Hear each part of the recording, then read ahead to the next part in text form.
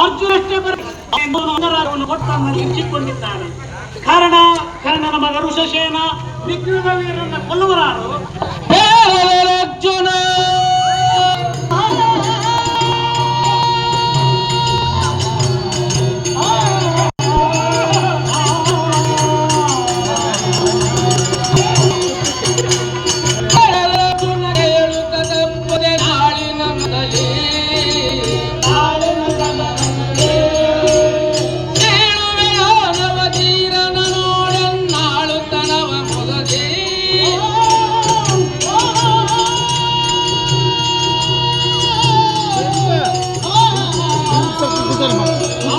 ಹಿಂದಕ್ಕೆ ಸರ್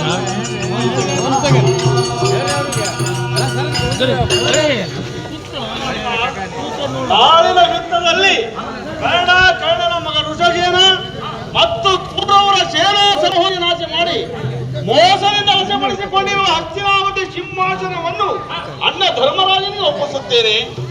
ಇಲ್ಲವಾದಲ್ಲಿ ನಿನ್ನ ಮೈದುನನಾದ ನನಗೆ ಅರ್ಜುನನೇ ಮಾಂಕಿತ ನನಗೆ ನಾನು ದೊಡ್ಡಪ್ಪ ಎಸ್ಕೇಪ್